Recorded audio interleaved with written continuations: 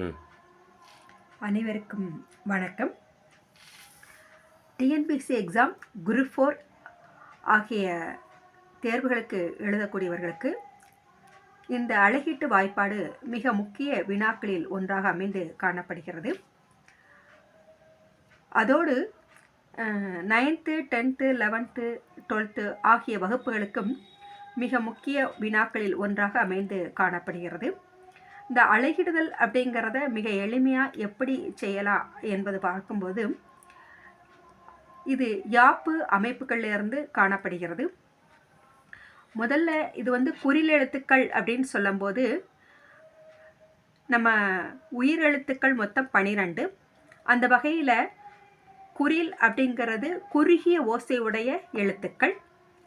அ, இ, உ, ஏ, ஓ ஆகிய 5 எழுத்துக்களும் குற்றெழுத்துக்கள் என்று அழைக்கப்படுகிறது. 5 எழுத்துக்கள் மட்டும் குற்றெழுத்துக்கள். நெட்டெழுத்துக்கள் என்று பார்க்கும் பொழுது நெடில் எழுத்துக்கள், நீண்டு ஒலிக்கக்கூடிய எழுத்துக்கள். ஆ, ஈ, ஊ, ஏ, ஐ, ஓ, ஔ ஆகிய 7 எழுத்துக்கள் நெட்டெழுத்துக்கள் எனப்படுகிறது. அழகிடுதல் என்று பார்க்கும் பொழுது குறில், நெடில், ஒற்று. குறில் என்று அது ஒரு மாத்திரை அளவுக்கு காணப்படுகிறது. நெடில் என்று சொல்லும் பொழுது 2 மாத்திரை அளவு காணப்படுகிறது. ஒற்று அதாவது புள்ளி வச்ச எழுத்து இக்கு, இங்கு, இச்சி, இஞ்சி ஆகிய 18 எழுத்துக்களுமே ஒற்றெழுத்துக்கள், புள்ளி வச்ச எழுத்துக்கள் அப்படின்னு அழைக்கப்படுகிறது. இதில் ஆரம்பத்தில் நம்ம எதெல்லாம் ஒரு அழகிடுதலுக்கு தெரியணும் அப்படின்னு சொன்னால், முதல்ல ஓரசிசி வாய்ப்பாடு, அசை வாய்ப்பாடு, நேர் நாள், நிறை மலர், நேர்வு காசு, நிறைவு பிறப்பு, இது நேரசு. அப்புறம் நிறையசை சீர் என்று பார்க்கும் பொழுது நேர் நேர் தேமா, நிறை நேர் புளிமா, நிறை நிறை கரிவிளம், நேர் நிறை கோவிளம். இதை தொடர்ந்து மூவசி சீர் வாய்ப்பாடு.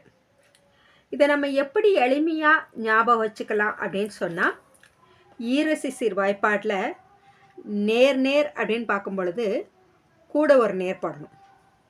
இதில் எல்லாத்துலேயுமே நேர் போட்டு தேமாங்காய், தேமானா தேமாங்காய், புளிமானா புளிமாங்காய், கருவிளம்னா கருவிளங்காய், கூவிளம்னா கூவிளங்காய்.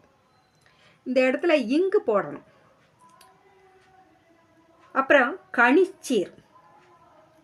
கனிச்சீர் அப்படின்னு பார்க்கும்பொழுது இந்த ஈரச வாய்ப்பாடை வைத்துக்கொண்டே கனிச்சீரை நம்ம எழுதணும். இதில் நேர் போட்ட மாதிரி இப்போ நிறை எல்லா பக்கம் போட்டு தேமாங்கனி, புளிமாங்கனி, கருவிளங்கனி, கூவிளங்கனி இப்படி எளிமையாக ஞாபகம் வச்சுக்கலாம். அதனை தொடர்ந்து நேரசை என்றால் என்ன? அதாவது குறில் தனித்து ப, என்ன வார்த்தை வேணாலும் நம்ம போட்டுக்கலாம். கானா போட்டுக்கலாம், ஞானா போட்டுக்கலாம், சானா போட்டுக்கலாம், இப்படி என்ன வார்த்தை வேணாலும் போட்டுக்கலாம். குறில் ஒற்று பல், கல் அப்படின்னு போட்டுக்கலாம். தனி நெடில் பா, கா, சா, தா அப்படின்னு என்ன வார்த்தை வேணாலும் எழுதிக்கலாம். தனி நெடில் ஒற்று பால், கால் இப்படின்னு தாள் எது வேணாலும் நம்ம எழுதிக்கலாம். இது நேரசை. அதை தொடர்ந்து நிறையசை. நிறையசைன்னு சொல்லும்போது இரு குறில், இரு குறில் அப்படின்னா அணி. எந்த வார்த்தை வேணாலும் நம்ம 2 குறில்களை போடலாம். பனி, கனி, தனி அப்படின்னு போடலாம். இரு குறில் ஒற்று அணில், தனில் கலம் அப்படின்னு எழுதலாம். குறில் நெடில் அப்படின்னு சொல்லும்போது விழா கலா அப்படின்னு சொல்லலாம்.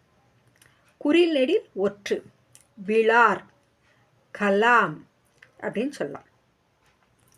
இப்போ எப்படி நம்ம அழுகிறதுல செய்யணும் அப்படின்னு பார்த்தோம்னா, குரல் எடுத்துக்கலாம். அதில் ஒரு குரல் சொல்லும்போது மொத்தம் 7 சீர் இருக்கும். சீர்னா என்ன அப்படின்னா எழுத்து அப்படின்னு பொருள். அப்புறம் அசை, அசைக்கப்படுவது அசை, நம்ம ஏற்கனவே பார்த்தோம். நேரசை நிறையசைன்னு பார்த்தோம். அப்புறம் வாய்ப்பாடு, வாய்ப்பாடு பார்த்தோம். ஓரசீர் வாய்ப்பாடு, ஈரசீர் வாய்ப்பாடு, மூவசை சீர் வாய்ப்பாடு. நமக்கு எப்போதுமே பார்த்தீங்கன்னா கனி அதிகமாக வராது, காய் மட்டும்தான் அதிகமாக கேட்கக்கூடிய வகையில் காணப்படுது. இப்போ குரலை நம்ம எடுத்துக்கிட்டோம் அப்படின்னா மொத்தம் ஒரு குரலில் 7 சீர் இருக்கும். முதல்ல 4 சீர், ரெண்டாவது 3 சீர். இப்போ இந்த 7 சீரையும் நம்ம என்ன செய்யணும் அப்படின்னா எழுதிக்கிடணும். ஃபஸ்ட்டு செல்வத்துள், அப்புறம் செல்வம், அதை தொடர்ந்து செவிச்செல்வம், அப்புறம் அச்செல்வம், அதனை தொடர்ந்து செல்வத்துள், அப்புறம் எல்லாம் தலை அப்படின்னு போட்டுக்கிறோம். எப்படி பிரிக்கணும் அப்படின்னு சொன்னால், இப்போ செல்வத்துள் அப்படின்னு இருக்கும்போது முதல் எழுத்து என்ன எழுத்து? குறில் எழுத்து. குறிலுக்கு பக்கத்தில் என்ன இருக்குது? ஒற்றெழுத்து இருக்குது.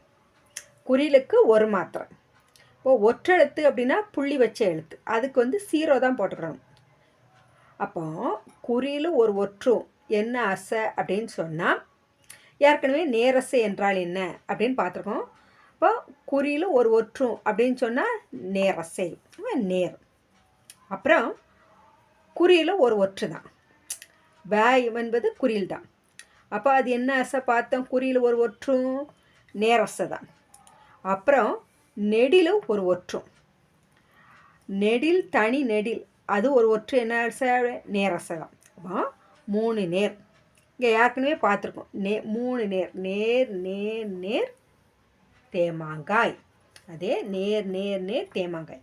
வாய்ப்பாடை, அதாவது ஓரசீர் வாய்ப்பாடு, ஈரசீர் வாய்ப்பாடு, மூவசி சீர் வாய்ப்பாடு, நேரசை என்றால் என்ன, நிறையசை என்றால் என்ன, இதெல்லாம் நம்ம நல்லா ஞாபகமாக வச்சுக்கிடணும். சரியா? இப்போ அடுத்தது செல்வம் அப்படின்னு சொல்லும்போது ஒரு குறிலும் ஒரு ஒற்று. சே என்பது குறில். அப்போ நேர், குறியில் ஒரு ஒற்று என்னது? நேர். அப்புறம் ஒரு குறியில் ஒரு ஒற்று, குறியில் ஒற்று என்னது? நேர் தான். அப்போ நேர் நேர். நேர் நேர் என்ன பார்த்த? ஈரசீர் வாய்ப்பாடில் தேமா. அப்போ தேமா அப்படின்னு போட்டுரும். அப்புறம் செவிச்செல்வம், 2 குறில் ஒரு ஒற்று. 2 குறில் ஒரு ஒற்று எதில் பார்த்தோம்? நிறையசையில் பார்த்தோம். 2 குறில் ஒரு ஒற்று பார்த்தோம், அப்போ நிறை. அதுக்கு அப்புறம் பார்த்தீங்கன்னா ஒரு குறியிலும் ஒரு ஒற்றும், நேரசை பார்த்தோம். ஒரு குறியிலும் ஒரு ஒற்றும், அப்போ நேர். அப்புறம் ஒரு குறியிலும் ஒரு ஒற்றும், நேரசையில் ஒரு குறியிலும் ஒரு ஒற்றும், அப்போ 3 நேர். மூவசீர் வாய்ப்பாடில் நேர் நேர் நேர் தேமாங்காய். அதை அடுத்து செல்வத்துள், இப்போ ஒரு குறியிலும் ஒரு ஒற்றும், என்ன அசை? நேரசை. ஒரு குறியில் ஒரு ஒற்று நேரசை. அப்புறம் ஒரு குறியில் ஒரு ஒற்றும் நேரசை. என்ன? ஒரு குறியில் ஒரு ஒற்றும், அப்புறம் உள்ளதும் ஒரு குறியில் ஒரு ஒற்று நேரசை, 3 நேர். இப்போ தேமாங்காய். சரியா? அப்புறம் ஒரு குறியில் ஒரு ஒற்றும், எல்லாம் நேரசை. அப்புறம் ஒரு நெடிலும் ஒரு ஒற்றும், ஒரு நெடியில் ஒரு ஒற்று என்னது? நேரசை. அப்போ நேர் நேர் தேமா இந்த இடத்துல. அப்புறம் ஓரசீர் வாய்ப்பாடு. திருக்குறளை பொறுத்த வரைக்கும் ஈற்றுச்சீர் முழுவதுமே பார்த்தீங்கன்னா ஓரசிறு வாய்ப்பாடில் தான் முடியும். அப்போ ஈற்றுச்சீர். அப்போ கடைசி சீர் வந்து ஈற்றுச்சீர். அப்போ இந்த இடத்துல வந்து நிறை மலர். இந்த இடத்துல இருக்குல்ல, நேர்னா நாள், நிறைனா மலர். எப்படி ஒரு குறியிலும் ஒரு நெடியிலும் இருக்கு. ஒரு குறியில் ஒரு நெடியில் இருந்தால் என்ன ஆசை, நம்ம நிறைய இசில் பார்த்துருக்கோம் இல்லையா, நிறை மலர். இப்போ ஓரசிறு வாய்ப்பாடை எப்படி ஞாபகம் வச்சுக்கிடணும் அப்படின்னு சொன்னால், இப்போ ஒரு பிறந்தநாள் வீட்டுக்கு போகிறோம். அப்போ போகிறதுக்கு முன்னாடி நம்ம என்ன செய்கிறோம், நாள் மலர் காசு பிறப்பு எப்படி ஞாபகம் வச்சுக்கிடணும் அப்படின்னு சொன்னால், எந்த கிழமையில் பிறந்தநாள் வருது, அதுக்கு என்ன வாங்குவோம், மலர் வாங்குவோம். மலர் வாங்குறதுக்கு என்ன வச்சு வாங்குவோம், காசு வச்சு வாங்குவோம். வாங்கி பிறந்தநாளாக கொண்டாடுவோம். அப்போ நாள் மலர் காசு பிறப்பு அப்படி ஞாபகம் வச்சுக்கணும். அப்போ அழகிடுதல் செய்யும் பொழுது நமக்கு என்னெல்லாம் தெரியணும் அப்படின்னு சொன்னால், முதல்ல குறில் எது நெடில் எது அப்படின்னு தெரியணும். குறிலுக்கு ஒரு மாத்திரை 1 போட்டுக்கணும், நெடிலுக்கு 2 அப்படின்னு போட்டுக்கணும். இப்படி போட்டுட்டு நம்ம செய்யும்போது அது நமக்கு ரொம்ப ஈஸியாக எளிமையாக செஞ்சிடலாம். நன்றி, வணக்கம். அடுத்த வகுப்பில் சந்திப்போம்.